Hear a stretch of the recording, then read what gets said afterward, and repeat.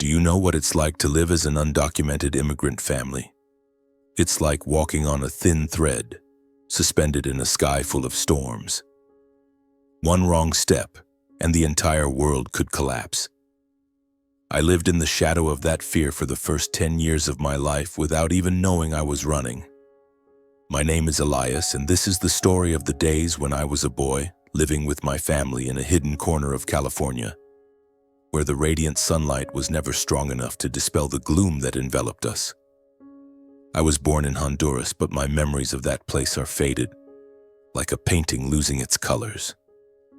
I only remember the red dirt roads, the crowing of roosters every morning, and the acrid smell of smoke from the stove in my grandmother's small house. My mother told me we left Honduras when I was 5, and my little sister Rosa was only 3. My parents never explained exactly why we had to leave, only repeating that it wasn't safe anymore. I didn't understand what not safe meant. To a child, the world was simply days spent playing in the fields, nights listening to my mother's lullabies, and moments when my father would hoist me onto his shoulders, point to the starry sky, and say, "One day, you'll do something great." But California didn't have stars like that. We arrived on a moonless night, crammed into a truck where the air was thick with the smell of sweat and fear. I remember falling asleep on my mother's lap, waking up to the flickering neon lights outside the window. My father whispered to my mother, "Just a few months, and we'll be fine." My mother didn't respond, only gripped my hand and Rosa's tightly, as if she feared we'd vanish if she let go. Our first home was a cramped apartment on the outskirts of Los Angeles, where the walls were so thin I could hear the neighbors' arguments every night. The neighborhood was full of people like us, immigrant families, faces always lowered when passing by police. My father worked in a garment factory 12 hours a day, sometimes 14. My mother took cleaning jobs, but only for families who didn't ask for papers. They paid her meager wages, but she never complained. "We have to survive, Elias," she said, her eyes tired but resolute. "Surviving is enough." I was 10 years old, a skinny boy with messy black hair and big curious eyes, always eager to learn about everything. I loved school. I loved the way my teacher smiled when I raised my hand to answer a question correctly. I loved the science books in the library where I could spend hours reading about planets and machines that could fly into the sky. School was the only place I felt I belonged. There I wasn't the immigrant's kid. I was just Elias, the boy who always topped the class in math and science. But at home, everything was different. My parents lived in another world, one where every doorbell, every police car passing by made them flinch. I still remember one evening when I was doing homework at the kitchen table and my father suddenly rushed in, turned off all the lights, and pulled the curtains shut. "Don't move, Elias," he whispered, his voice trembling. I heard my mother pull Rosa into a corner, telling her not to cry. Outside, the blue and red lights of a police car flashed by, then disappeared. My father slumped into a chair, breathing heavily, as if he'd just escaped an invisible monster. I didn't understand what was happening, but I knew enough not to ask. Asking only made my father angry, and when he was angry, he would yell, or worse, fall into a silence so heavy it felt like it could crush the entire house. Rosa, my little sister, was the only light in those dark days. She was 6 years old, tiny and delicate like a doll, with curly hair and a smile that could melt anything. Rosa didn't know about our parents' fears. She only knew the songs our mother taught her, played with her tattered cloth doll, and followed me everywhere. "Elias, tell me a story about Mars," she'd beg, and I'd make up tales about aliens living in glass cities. Rosa believed every word, her eyes sparkling as if I'd opened up an entire universe for her. But even Rosa couldn't chase away the growing shadow in our home. My parents spoke less and less. They argued more, often at night when they thought Rosa and I were asleep. I heard my mother cry, heard my father punch the wall, heard words like deportation, border, papers. I didn't fully understand, but I knew those words carried an invisible danger, like a venomous snake lurking in the dark. Once I heard my mother whisper, If they catch us, they'll take the kids away from us. My father replied, his voice bitter. Better that than letting them die in Honduras. I began to realize that my family was running from something, but I didn't dare ask. Every time I tried to mention Honduras, my mother would change the subject, and my father would give me a cold look as if I'd touched an unhealed wound. I learned to stay silent, to lower my head when passing people in uniforms, to never talk about my family with anyone at school. But deep down, I was still a 10-year-old boy, dreaming of stars and flying machines. The tension in our home grew heavier. My parents started distrusting everyone, neighbors, friends, even relatives nearby. "Don't talk to anyone, Elias," my mother warned, her voice firm. "People will betray us." I didn't understand why she was so afraid. Our neighbors, Uncle Juan and Aunt Maria, were always kind to me and Rosa. Uncle Juan even gave me candy whenever I helped him fix his bicycle. But my mother trusted no one. "They could report us to the police at any moment," she said, her billy eyes flashing with a fear I'd never seen before. Once I accidentally dropped my mother's favorite glass cup. It shattered on the kitchen floor and she screamed, not because of the cup, but because the noise might draw the neighbors' attention. "Do you want us all to get caught?" she yelled, gripping my shoulders so tightly it hurt. I stood frozen, tears welling up but not daring to fall. My father walked in, looked at me with disappointment, then turned away without a word. Rosa ran to me, hugging my leg, whispering, "Don't be scared, Elias. I'll find a new cup for Mommy." But I knew no cup could erase the fear in my mother's eyes. I started feeling like a burden. I wanted to make my parents happy, to see them smile like they did back in Honduras, but I didn't know how. I tried studying hard, bringing home A+ grades to show my mother, but she only nodded, her eyes empty. I told my father about my dream of becoming a scientist, but he just muttered, "What's the point of studying, Elias? If they find us, it's all over." Those words cut into me like a knife. I began to wonder, had I done something wrong? Why had my parents changed? Why didn't they look at me anymore with the love and hope they once had? I didn't know that in the world my parents were living in, love and hope had long been suffocated by fear. Our tiny apartment became an invisible prison. Rosa and I were forbidden from playing outside after 4 in the afternoon because people might see. My parents wouldn't let us go to school camp or friends' birthday parties. "We're not like other people, Elias," my father said, his voice low like a warning. "You have to understand that." But I didn't understand. I just wanted to be like other kids, to run freely, to talk about my family without fear. I wanted my parents to smile, for Rosa to grow up in a home free of shadows. I didn't know that one innocent word from me would cause everything to collapse, pushing our family into a storm that no one could escape. It was an ordinary Tuesday, with golden sunlight stretching across the streets leading to my elementary school. I walked into class, my worn-out backpack swinging on my shoulder, still buzzing from the A+ I got on yesterday's math test. My teacher, Ms. Miller, was a middle-aged woman with a warm smile and round glasses that always slid down her nose. She called me her little scientist because I was always asking about planets and rockets. That day, she started the lesson with a surprise question, as if she just wanted to liven up the classroom. "Kids, today we're going to talk about family," Ms. Miller announced, waving her hand like an actor on stage. "Who wants to share what their parents do?" The class buzzed with excitement. Tommy raised his hand, bragging that his dad was a firefighter. Sarah said her mom was a baker and even brought a cookie to show off. I sat quietly as always, not wanting to draw attention. My parents had told me 100 times, "Don't talk about our family, Elias. No one needs to know."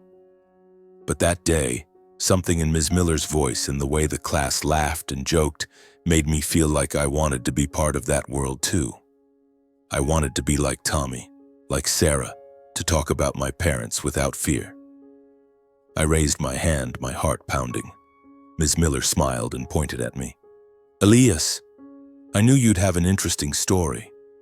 What do your parents do?" I hesitated, trying to find a safe answer. But in my mind, the warnings from my parents, "Don't say anything," were drowned out by images of my mother scrubbing floors, my father coming home with calloused hands from the sewing machine. I wanted to say something that would make the class gasp, to prove that my family was special too, even if I didn't understand why we had to live in the shadows. "My parents," I began, my voice small but clear. "They escaped from the border because Honduras was really dangerous. They work really hard to take care of me and my sister." The class went silent for a second, then a few kids burst out laughing. "Escaped from the border? Like in a movie?" Tommy shouted, and the laughter grew louder. Ms. Miller raised her hand to quiet everyone, but her eyes had changed. Gone was the warm smile, replaced by a strange look, as if she was trying to process what I'd just said. "Thank you, Elias," she said, her voice soft but off somehow. "Who wants to share next?" I sat down, my face burning. I didn't understand why the class laughed, but I knew I'd done something wrong. That mistake clung to me all day like a heavy stone in my stomach. When the bell rang to end the school day, I ran home, trying to forget what I'd said. I told myself, it was just one sentence, it's not a big deal. But I was wrong. 3 days later, I realized that a single sentence could bring an entire world crashing down. That morning started like any other. My mother woke up early, preparing breakfast with corn tortillas and beans, the only food we could afford with the little money she earned. My father had left for work before sunrise, leaving the house as silent as a tomb. Rosa sat on the floor, clutching her cloth doll, softly singing a song our mother often sang. I was tying my shoelaces, getting ready for school, when a knock came at the door. The knock wasn't loud, but it made my mother freeze. She was standing in the kitchen holding a ladle, but her eyes looked like she'd just seen a ghost. "Elias, Rosa, go to your room now," she whispered, her voice trembling. I pulled Rosa into a corner of the room, my heart pounding in my chest. I didn't know what was happening, but the way my mother crouched low, tiptoeing toward the door, made me feel like a monster was standing outside. My mother peeked through the peephole, then turned back, her face pale as death. "Police?" she whispered almost inaudibly. Rosa clung to me, her doll falling to the floor. I wanted to ask what was going on, but my throat was dry and no words came out. The knocking came again, louder this time. "Open the door. This is Immigration and Customs Enforcement," a deep voice boomed from outside. My mother stepped back, clutching her chest as if she might collapse. I'd never seen her so terrified. She ran to us, knelt down, and grabbed me and Rosa by the shoulders. "Listen to me, don't say a word, not a single word. Understand?" I nodded, but my mind was a mess. Immigration and Customs Enforcement. What was that? Why were they here? I looked at Rosa, saw her trembling, and tried to smile to reassure her, even though I was panicking too. My mother opened the door and 3 men in uniform stepped inside. They were tall, their faces cold, carrying folders and radios that crackled with static. One of them, with short hair and eyes sharp as knives, spoke. "Are you Sofia Martinez? We need to see your and your family's documents." My mother stammered, trying to say something in English, but her voice shook so much I could barely understand her. We haven't done anything wrong," she said, clutching the edge of her shirt. The man didn't respond, just handed her a piece of paper. "This is a summons. You and your family need to appear in immigration court next week. Have your documents ready." I didn't know what an immigration court was, but I knew it wasn't good. My mother nodded, taking the paper with trembling hands, and the men left, leaving the house in suffocating silence. Rosa started crying, and my mother pulled her into her arms, whispering comforting words. She didn't believe herself. I stood there, frozen, feeling like the world was crumbling beneath my feet. My father came home late that night, when it was already pitch black outside. Rosa and I were sitting on the bed, trying to sleep but unable to.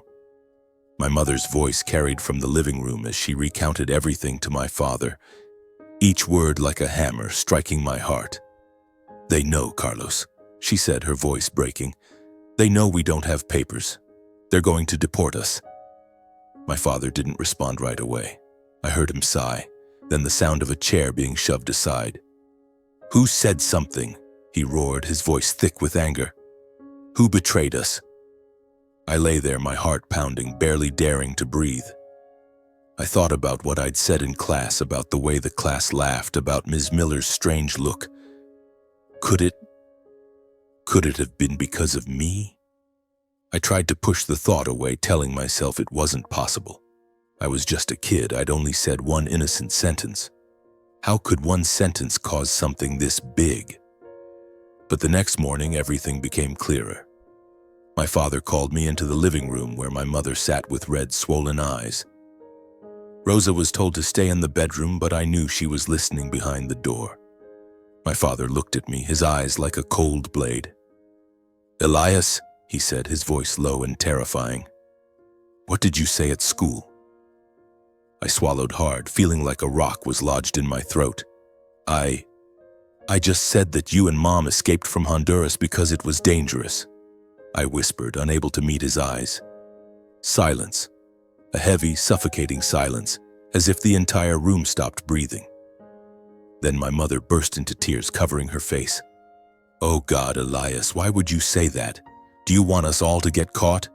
Her voice broke, a mix of anger and despair. I stood frozen, tears streaming down my face, but I didn't dare cry out loud. I wanted to explain, to say I didn't know, that I just wanted to brag about my parents like the other kids. But no words came out. My father stood up and stepped toward me. I thought he might hit me like he did when he was angry before, but he just looked at me, his eyes full of disappointment and coldness. "You've destroyed everything, Elias," he said, each word like a cut. "You betrayed your family." I wanted to scream that I didn't mean to, that I didn't understand, but the looks from my father, from my mother, made me feel smaller and guiltier than ever. Rosa ran out from the bedroom, hugging me and sobbing. "Elias didn't do anything wrong. Don't yell at him," she cried, but my mother pulled her away, telling her to be quiet. From that day on, my parents stopped looking at me the same way. They didn't talk to me, didn't scold me, didn't comfort me. They were just silent, and that silence was more terrifying than any shouting. I became a ghost in my own home, a criminal no one wanted to acknowledge. Rosa still secretly held my hand, whispering that she wasn't mad at me, but that only made the pain worse. What had I done to make my family so afraid? The days that followed passed in a suffocating atmosphere. My parents scrambled to prepare for the immigration court, but they didn't tell me anything. They whispered to each other at night, talking about things I didn't understand. Lawyers, deportation, repatriation. I heard my mother cry more, heard my father punch the wall, heard the blame that I knew was aimed at me. If Elias hadn't said anything, maybe they wouldn't have found us, my mother muttered one night, thinking I was asleep. I started to hate myself. I hated my foolish mouth, hated the innocence that had put my family in danger. I lay in bed, staring at the stained ceiling, wondering, if I hadn't said anything, would things be different? Would my parents smile at me again, hug me like they used to? I didn't know that what was coming would be far worse than their silence. The court date approached. My parents wore the neatest clothes they had, an old shirt of my father's and a dress my mother borrowed from Aunt Maria. They didn't tell me what would happen, but I could feel the tension in their every movement. Rosa held my hand, asking softly, "Elias, what are they going to do to us?" I didn't know how to answer, so I just squeezed her hand and said, "Everything will be okay, Rosa." But I didn't believe my own words. That day, as we walked into the courthouse, it felt like stepping into a nightmare. The cold white walls, the uniformed people with scrutinizing eyes, and the whispers of other families awaiting their fates. My parents sat up straight, but I saw my mother's hands tremble as she clutched my father's. Rosa sat beside me, hugging her doll, her wide eyes scanning the room. And then, the man in the black robe, the judge, read a long paper filled with words I didn't understand. But one word kept repeating, like a hammer striking my heart. Deportation. I looked at my parents, hoping they'd say something, do something to change it all. but they just sat there, motionless like stone statues. When we left the courthouse, my mother hugged Rosa and cried. My father said nothing, only gripped my hand tightly, not to comfort me, but out of desperation. I knew from that moment everything had changed forever, and I, a 10-year-old boy, was the one who had unknowingly set it all in motion. On the way home, no one said a word. My father drove the old truck, its engine groaning as if mourning on our behalf. Rosa sat beside me in the back seat, clutching her cloth doll, her wide eyes filled with confusion. She whispered, "Elias, what's deportation?" I wanted to answer, to say something to comfort her, but my throat tightened. How could I explain when I didn't fully understand myself? I just held her hand, squeezing it tightly, and whispered, "Don't be scared, Rosa. I'm here with you." But I was scared, so scared it felt like the world was crumbling beneath my feet. I glanced at my father through the rearview mirror, hoping to catch his eye, hoping he'd turn around and say everything would be okay. But he didn't look at me. No one did. I felt like a ghost, as if I'd become invisible in my own family. The days after the court hearing were an endless string of tension and silence. Our tiny apartment, already cramped and gloomy, now felt like a true prison. My parents no longer argued at night. They didn't speak at all. They just worked, prepared, and whispered plans I wasn't allowed to know. I overheard fragments, words like plane tickets, Honduras, voluntary repatriation. Each word was a cut to my heart, a reminder that everything I knew, this home, my school, my dreams of Mars, was about to vanish. My parents no longer looked at me with love. Instead, their gazes were cold, filled with blame. My mother stopped singing lullabies to Rosa, stopped stroking my hair while I did homework. My father no longer spoke of stars or the great things I'd do. They treated me like a traitor, someone who had destroyed their American dream. I wanted to scream that I didn't mean to, that I was just a 10-year-old boy, that I didn't know my innocent words would lead to this disaster. But every time I opened my mouth, my father's look silenced me. Rosa was the only one who didn't change. She still followed me around, still held my hand when Mom wasn't looking, still whispered innocent questions. "Elias, can we stay here? I don't want to leave school." I didn't know how to answer. I just hugged her, trying to hide my own fear, and said, "I'll protect you, Rosa. I promise." But I didn't know how to keep that promise. A week after the court hearing, my parents called Rosa and me into the living room. It was the first time they'd spoken directly to me since ICE came to our house. My father sat in a chair, his hands clasped tightly, his eyes fixed on the floor as if he couldn't bear to look at us. My mother leaned against the wall, her eyes swollen from crying. Rosa held my hand, her cloth doll pressed tightly against her chest. "We have to leave," my father said, his voice low and dry. "The court has decided. We have 30 days to leave the U.S. If we don't, they'll arrest us." My heart stopped. Leave the U.S.? Leave my school, my science books, my dreams of rockets and Mars? I wanted to ask why, to beg them to find a way to stay, but my father's look stopped me. He continued, his voice devoid of emotion. "We're going back to Honduras. Your mother has bought plane tickets. We leave next weekend." Rosa burst into tears, clinging to me. "I don't want to go. I want to stay here," she screamed, her voice breaking, politician breaking. My mother knelt down, hugging Rosa, but said nothing. I looked at her, hoping she'd say it was just a joke, that we'd find a way to stay. But she just bowed her head, tears streaming down her cheeks. "So, what will we do in Honduras?" I asked, my voice trembling. It was the only question I dared to voice.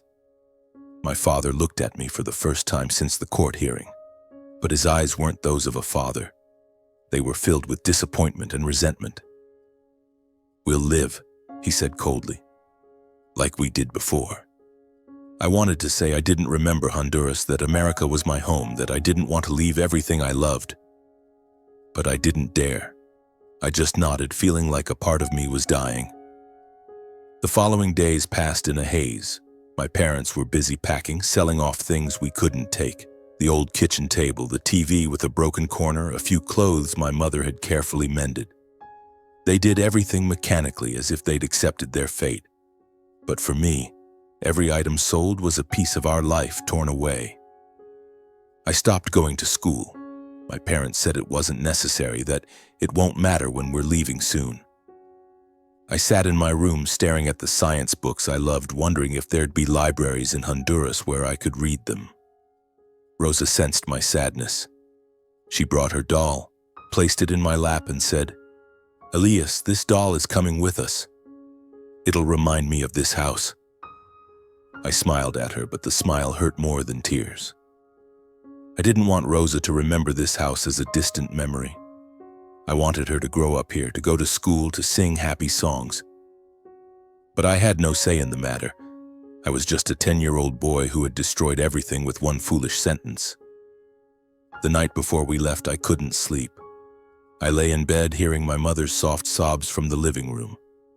My father didn't comfort her as he usually did. He just sat there, silent like a shadow. I wanted to run out, to hug her and say I was sorry, that I'd do anything to fix my mistake. But I knew nothing could be fixed. The day we left the apartment, a light rain fell. The tiny drops pattered on the truck's roof as if crying for us. My parents packed only 2 small suitcases, holding everything left of our life in America. Rosa clung to her doll and I carried an old science book, the only one I couldn't bear to leave behind. We got into the truck heading to the airport and no one said a word. At the Los Angeles airport, a chill ran down my spine. The airport was vast, crowded with the hum of announcements and the rush of people. My parents led us through the crowd, their faces tense and exhausted. I held Rosa's hand, trying to keep her calm, though I was trembling myself. I didn't know what awaited us in Honduras, but I knew it wouldn't be like anything I'd dreamed of. My father stopped in the waiting area, turning to me. "Elias, sit here and don't wander off," he said, his voice flat. "Your mother and I are taking Rosa to get some water." I nodded, though something felt wrong. I watched my mother lead Rosa away, her doll dangling in her hand. My father stood there for a moment, looking at me with an expression I couldn't read. Then he turned and followed them. I sat on the chair, clutching my science book, trying to focus on the words about Mars, but my mind was a mess. Time passed. 5 minutes, 10, 20. I started to worry. Why were they taking so long? I stood up, scanning the crowded waiting area, searching for them. But they weren't there.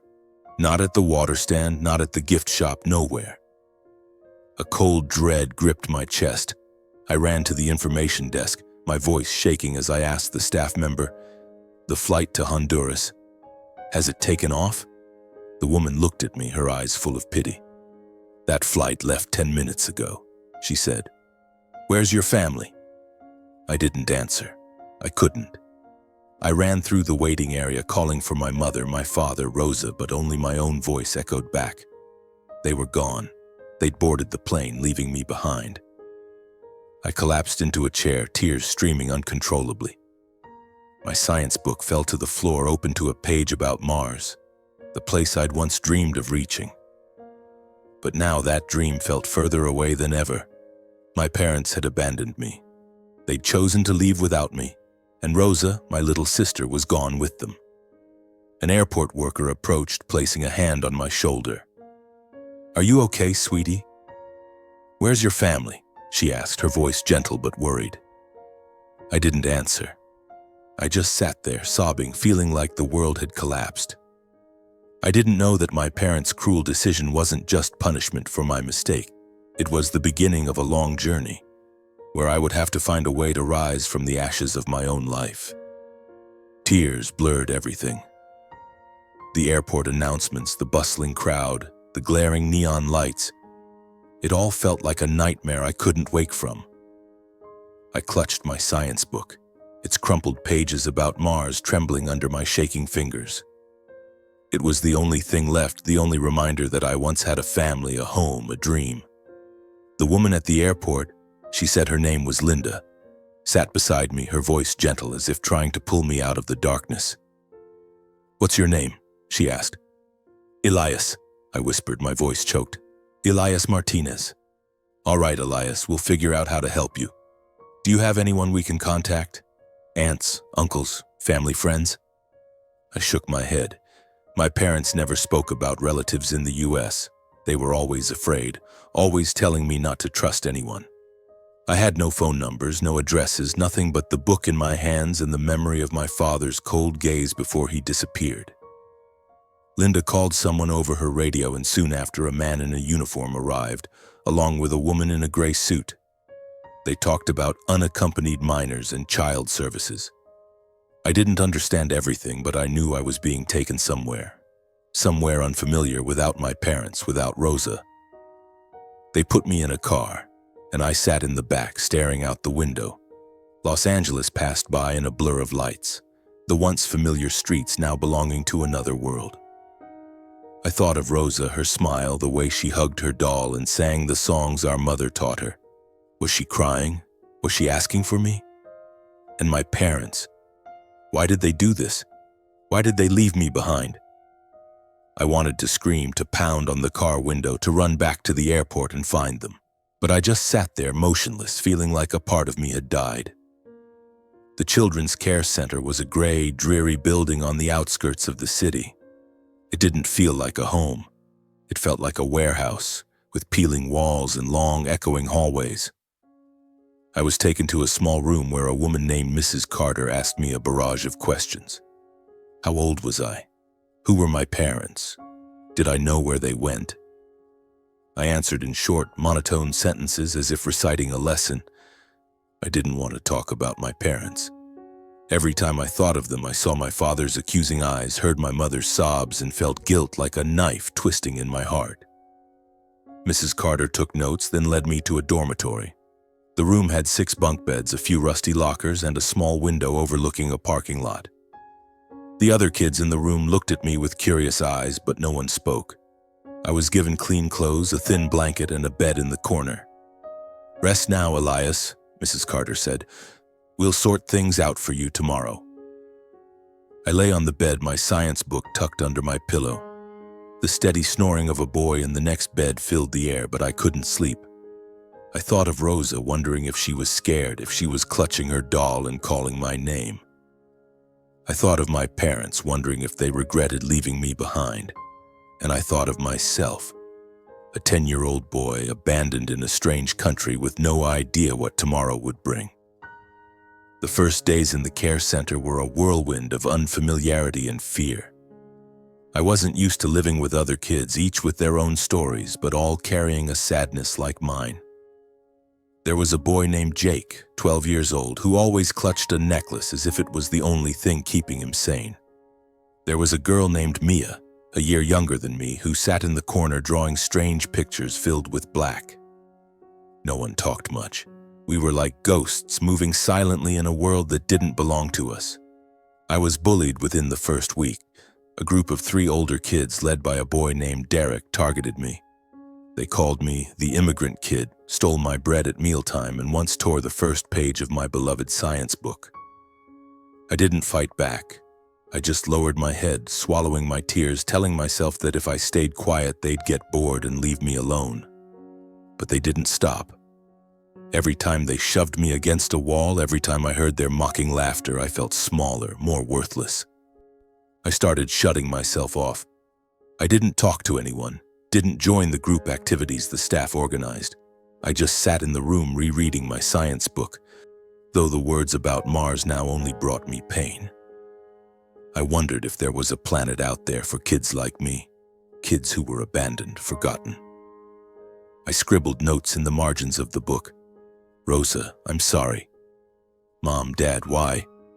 But no one answered. Time passed and I was moved from one care center to another. Each place was the same. Cold walls, creaky bunk beds, unfamiliar faces. I was brought to meet potential foster families, but no one wanted me. He's too quiet, they said. He has emotional scars. I didn't know what emotional scars meant, but I knew it had to do with the way I didn't smile, didn't talk, didn't look people in the eye. I knew it had to do with the pain in my heart, a pain I couldn't put into words. By the time I was 13, I had nearly given up hope. I'd been in the foster system for 3 years and no family wanted me long term. I started to think I'd always be a kid who didn't belong anywhere, a ghost drifting from place to place. But then one day I was taken to meet a family in San Diego, the Garcias. Mrs. Elena Garcia was a Mexican woman with long black hair and a smile as warm as sunlight. Her husband, Mr. Miguel, was a mechanic with calloused hands but kind eyes. They had a daughter, Isabella, only 5 years old, who ran around the house with infectious laughter. When I stepped into their home, I felt a strange sensation, as if I'd entered a world I didn't deserve. "Elias, welcome," Mrs. Elena said, placing a hand on my shoulder. "You can call me Mama Elena, okay?" I nodded but said nothing. I didn't dare trust. I'd seen too many families seem kind only to reject me after a few weeks. But Mama Elena was different. She was patient, never pushing me to talk or smile. She cooked hot meals, tamales, enchiladas, and always saved the biggest portion for me. Mr. Miguel taught me how to fix bicycles, even though I was so clumsy I dropped tools everywhere. Isabella followed me around, calling me Brother Elias and shoving her scribbled drawings into my hands. Slowly, I began to open up. Not because I wanted to, but because Mama Elena had a way of melting the walls I'd built around myself.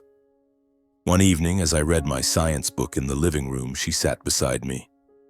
"You like Mars, huh?" she asked, pointing at the page. I nodded, hesitant.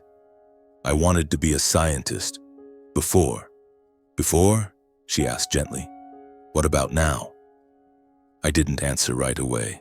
I thought of my parents, of Rosa, of the airport, of the years in darkness. Now. "I don't know anymore," I whispered. Mama Elena didn't press me to say more. She just placed a hand on my shoulder, gentle but firm. "Elias, you don't have to know right now. But I believe you'll find your path. And I'll be here, okay?" For the first time in 3 years, I felt a tiny spark of hope. It was fragile, easily broken, but it was there. When I was 14, the Garcias officially adopted me.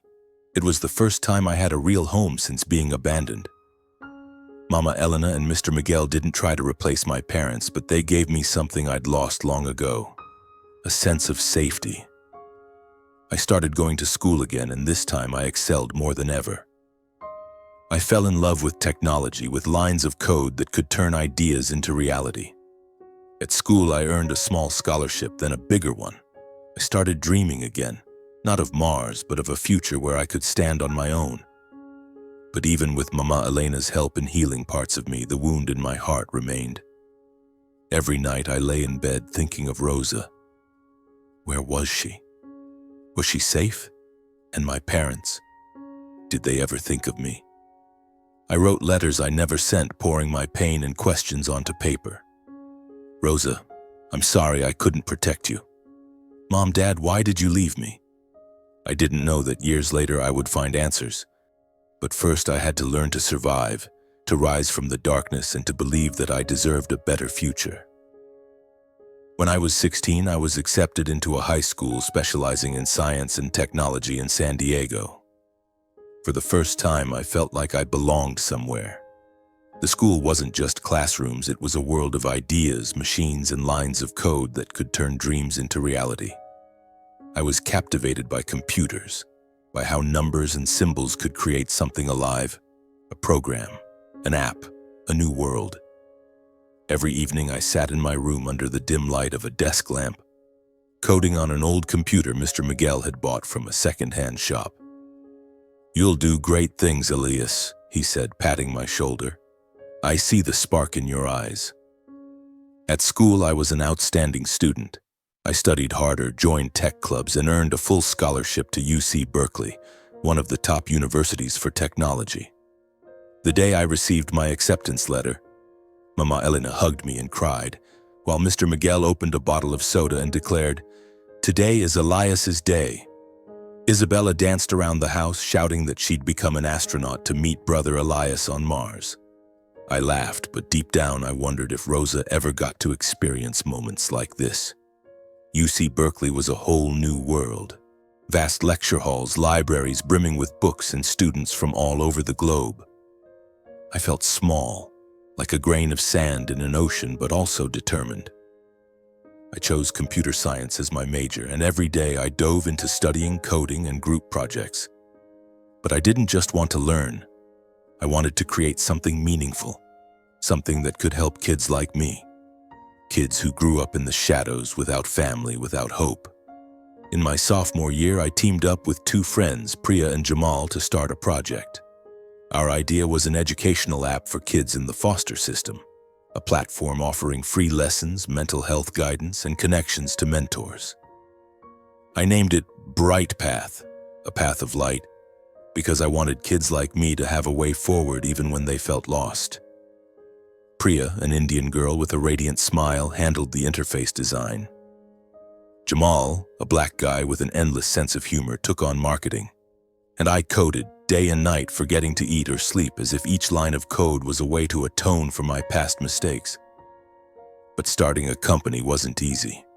Our first version failed miserably. The app was buggy, no one downloaded it, and we ran out of money after 6 months. Priya and Jamal wanted to give up, but I couldn't. I remembered the nights in the care center, lying on a bunk bed, clutching my science book and dreaming of a better future. I didn't want other kids to feel that despair. "We'll do it again," I told them, my voice firm. "We have to make it work." We started over, fixed bugs, improved the app, and sought investors. One day at a startup conference in San Francisco, I stood before hundreds of people and told my story. Not about my parents or the airport, but about the kids in the foster system, the kids who needed a chance. I wasn't used to public speaking, but as I spoke, I felt a fire ignite inside me. "Bright Path isn't just an app," I said. "It's a promise that no child gets left behind." An investor, a woman named Karen Lee, approached us after the presentation. She said my story had touched her heart, and she wanted to invest. With her funding, we expanded Bright Path, added new features, and partnered with nonprofits. Our app was downloaded thousands of times, featured in the press, and even appeared on a local TV show. By the time I was 28, Bright Path had become a multi-million-dollar company, and I, Elias Martinez, the boy abandoned at the airport, had become a self-made millionaire. Success came quickly, but it didn't erase the scars in my heart. I bought an apartment in San Francisco with windows overlooking the bay, but every night I lay in bed thinking of Rosa. I still wrote letters I never sent, pouring my pain and questions onto paper. "Rosa, are you okay? Do you remember me? Mom, Dad, do you ever regret it?" I didn't talk about my biological family with anyone, not even Priya or Jamal. When reporters asked about my past, I only spoke of Mama Elena, Mr. Miguel, and Isabella, the people who gave me a new family. But deep down, I knew I hadn't fully escaped the darkness. One day I received a letter from the immigration department. After years of working, contributing to the community, and being sponsored by a nonprofit, I officially became a legal U.S. citizen. The day I held my citizenship certificate, I stood in front of a mirror, looking into the eyes of a 28-year-old man, no longer the 10-year-old boy left behind. Mama Elena hugged me and cried, saying she was proud of me. Mr. Miguel opened a bottle of soda, just like the day I got into Berkeley. Isabella, now a teenager, drew a picture of me standing on a red planet with the words, "Brother Elias, Mars scientist." I smiled, but inside I felt an emptiness. Success, money, citizenship, none of it could fill the void of being abandoned. I knew that to truly move forward, I had to face my past. I had to return to Honduras to find my parents and Rosa, not to forgive, but to let them know who I had become despite everything. The decision to return to Honduras came during a sleepless night, as I sat in my luxurious San Francisco apartment, gazing out at the bay twinkling with lights. I was 30 years old, a millionaire, a U.S. citizen, someone the press called a tech phenomenon. But in the mirror, I still saw the 10-year-old boy clutching a science book at the airport, waiting for a family that never came back. I couldn't keep running from that boy. I had to face him, and them. I began preparing but didn't tell anyone, not even Mama Elena, Priya, or Jamal. This was my journey alone, a pilgrimage to close a painful chapter of my life. I contacted a nonprofit in Honduras offering to fund a library project for a school in a poor rural area. The school I had attended before we left. It was an excuse to return, a way to hide my true purpose, finding my parents and Rosa. I didn't want them to know I was coming, didn't want them to prepare. I wanted them to see me, Elias Martinez, the man I had become, and face the choice they made years ago. The plane landed in Tegucigalpa on a sweltering morning, the smell of red earth and dust filling my nostrils as I stepped out of the airport. Honduras wasn't like the faded memories I had. The bumpy roads, noisy markets, and ramshackle houses felt both familiar and foreign. I traveled with a small group from the nonprofit, posing as an anonymous donor, but inside, I was a boy searching for his way back home. My village, a small place nestled among hills, was as poor as it had been 20 years ago. The red dirt roads were now muddy from rain, and the tin-roofed houses creaked under the sun. I visited my old elementary school where I used to sit under a thatched roof listening to the teacher talk about the world beyond. The school was now a crumbling row of buildings with children in patched uniforms, but their eyes lit up when they saw us bring books and computers. I stood before the classroom introducing the library project, but my mind was elsewhere. I looked out at the schoolyard where I used to play with Rosa, wondering if she still remembered this place. After the ceremony, I spoke to an elderly teacher, Ms. Anna, the only one left from my time here. "Do you know the Martinez family?" I asked, trying to keep my voice steady. "Carlos and Sofia Martinez, they used to live here." Ms. Anna looked at me, her eyes wary but softening. "Martinez? They came back here years ago after leaving the U.S. They live at the edge of the village in a small shack. But their life hasn't been easy, young man." My heart tightened. I didn't ask more, just thanked her and left. I didn't want Ms. Anna to know who I was, didn't want anyone to know. I needed to see my parents with my own eyes, to face them before they saw me. That night I stayed at a small guest house in the village, lying on a hard bed, listening to the hum of insects outside the window. I took out my science book and flipped to the page about Mars where I had once scribbled, "Rosa, I'm sorry." I wondered if my parents ever thought of me, if they ever wondered whether I was still alive. And Rosa? Where was she? Was she safe? Was she happy? The next day I walked to the edge of the village, to the place Ms. Anna had described. My parents' shack was hidden behind a row of trees, small and dilapidated, with a leaky tin roof and cracked mud walls. I stood there, a few meters away, peering through the sparse fence. A frail woman with gray, disheveled hair sat outside, mending an old shirt. It was my mother. Inside, I heard a man's rasping cough, my father. They had aged so much, as if time had drained their vitality. I didn't feel anger, didn't feel pain, only a cold emptiness in my chest. I turned away, not letting them see me. I needed time to prepare, to sort through my emotions before facing them. I hadn't come here to cry, nor to beg for love. The next day, I returned to the shack, armed with an excuse. I was a representative from a nonprofit, there to survey the needs of the villagers. I wore a simple shirt, hiding any signs of my success. No expensive watch, no smartphone. I wanted them to see me as a stranger, at least at first.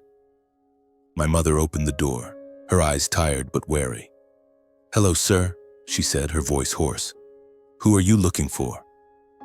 "I'm a representative from a charity organization," I said, keeping my tone even. "We're helping the village, and I'd like to ask about your family."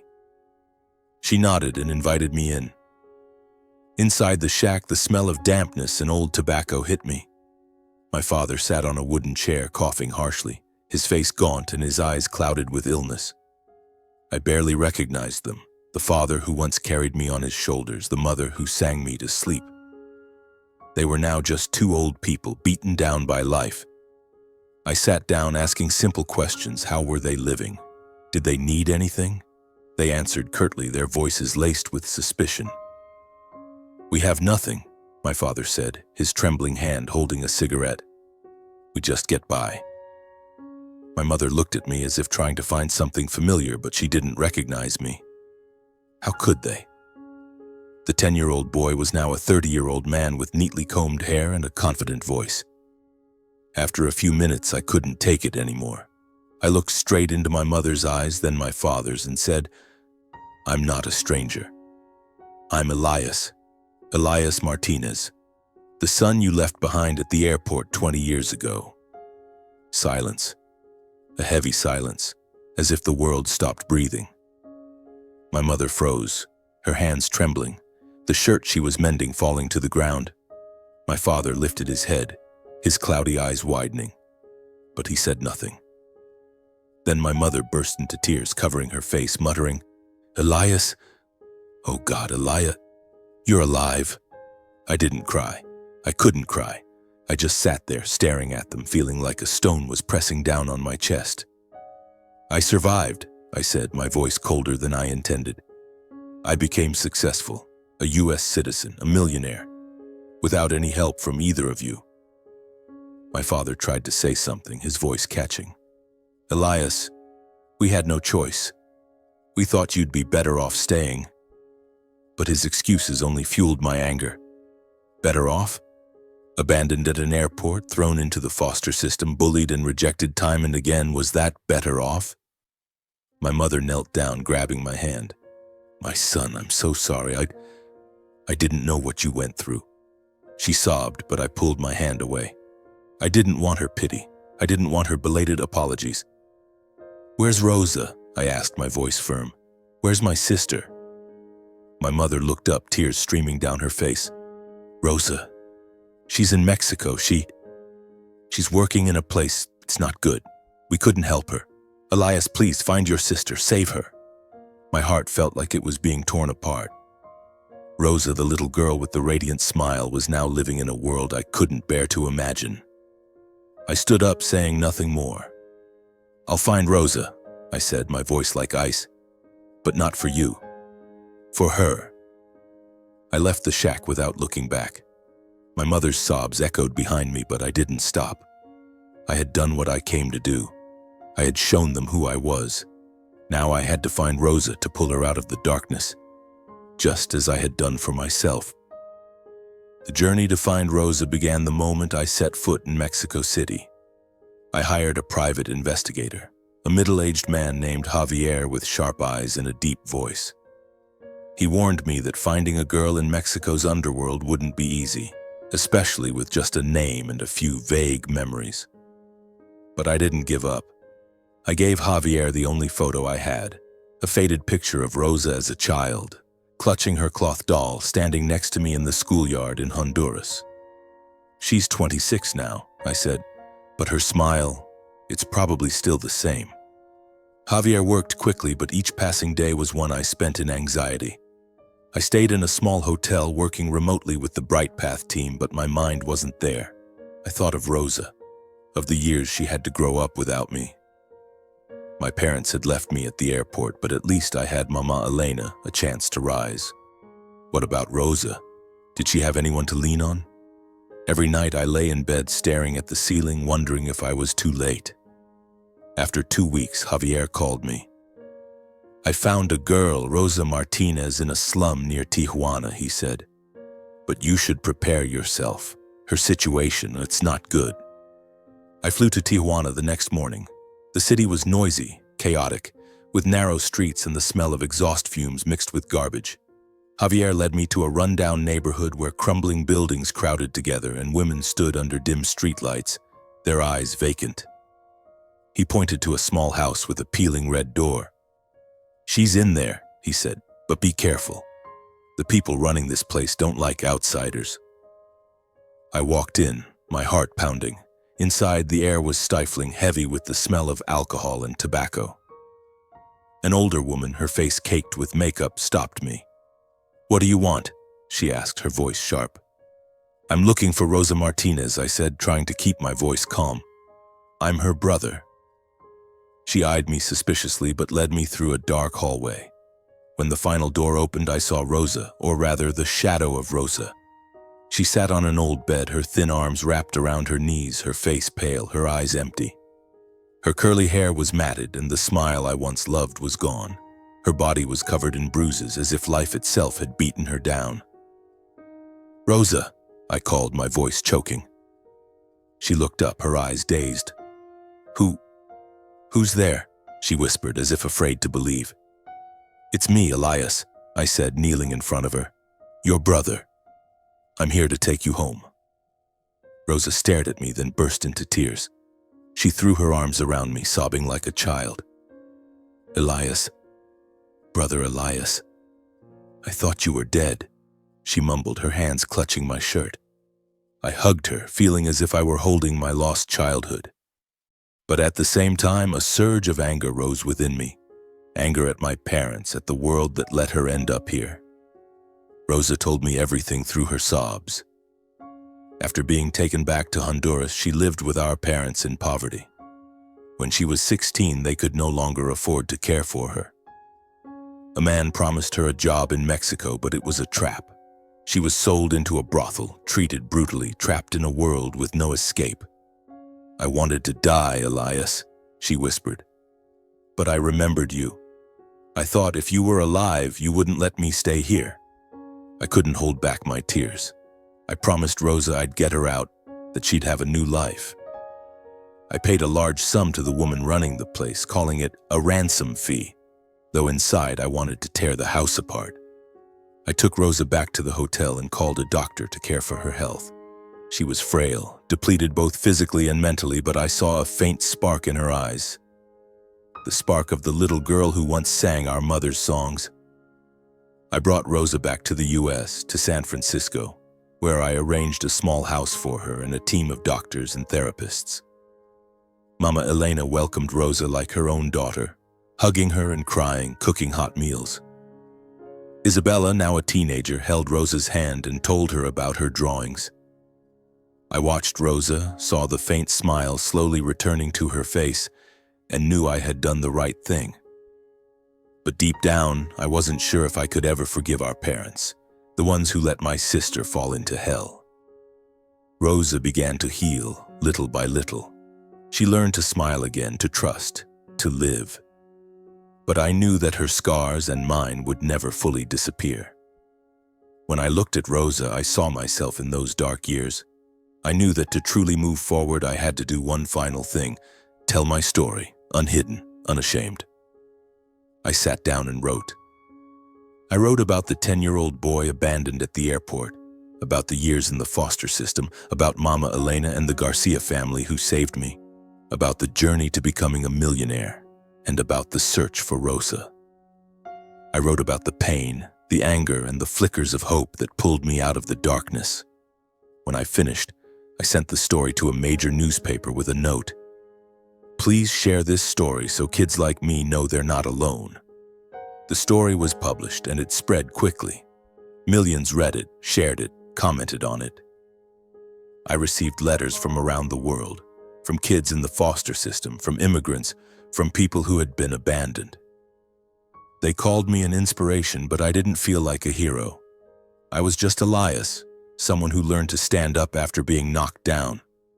The media invited me for interviews, and for the first time I spoke about my parents and Rosa on television. I didn't hide the truth, about being abandoned, about the pain, about the journey to find my sister. I didn't know if my parents saw the broadcast, but I hoped they did. I wanted them to know that Rosa and I had overcome, not because of them, but despite them. One morning I took Rosa to Los Angeles International Airport, the place where it all began. We stood in the waiting area where I had sat crying 20 years ago, clutching my science book. Rosa held my hand, her eyes gentle but strong. "Brother Elias," she said, "thank you for finding me." I smiled, squeezing her hand. "I promised to protect you, Rosa, and I kept my word." We stood there, hand in hand, watching the flow of people passing by. I wasn't sure if I had forgiven my parents or not. Maybe I never would fully forgive them. But I knew I had moved on, past the pain, past the darkness, past the memories that once held me captive. The airport was no longer a place of abandonment. It was the place where Rosa and I started anew, together, free in our souls.